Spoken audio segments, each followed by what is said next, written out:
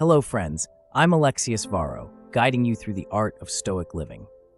Today, we're delving into an intriguing aspect of Stoic philosophy: how to avoid unnecessary conflict. This is based on wisdom from Seneca's letters to Lucilius, specifically his thoughts on preferring peace to strife. Seneca says, "I disagree with those who plunge into tumult and, loving a restless life, bravely battle with difficulties daily. The wise endure such a fate, but do not choose it, and prefer peace to strife." These words, though ancient, reflect a timeless truth. We often admire those who seem to thrive in constant activity and conflict, but is that the Stoic path? Let's first think about the celebrated figure Theodore Roosevelt. Roosevelt's life was filled with relentless action and struggle, from his famous man in the arena speech to his pursuits in war and exploration. He said, "The credit belongs to the man who is actually in the arena, whose face is marred by dust, sweat, and blood."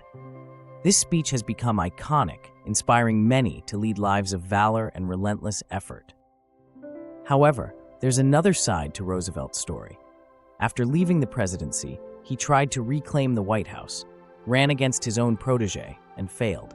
His life was marked by strenuous and life-threatening ventures, from exploring the Amazon to participating in African safaris and even seeking to fight in World War I at the age of 59.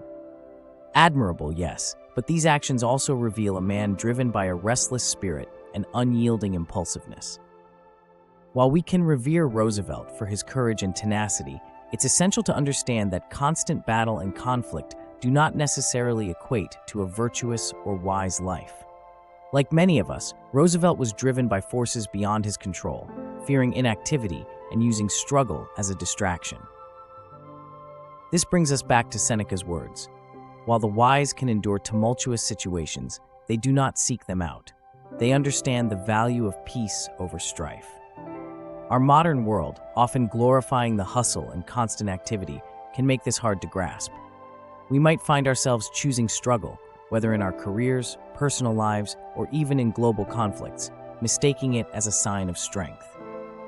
So, what should we take away from this? Admiring the man in the arena, the soldier, the politician, or any professional facing battles is natural, but we must ensure that our reasons for being in the arena are substantial. Purposefulness should guide our actions rather than a blind pursuit of ceaseless activity. In our daily lives, this translates to a mindful approach. Instead of plunging headfirst into conflict or seeking out stressful situations, we can strive to maintain a sense of inner peace. This doesn't mean avoiding challenges or sitting idle. There's a significant difference between facing challenges with a clear mind and purpose and engaging in conflict for the sake of it.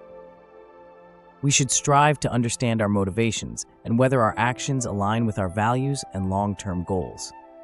This calls for self-discipline and an ability to discern when peace is the more virtuous choice. Let's take a Stoic challenge this week.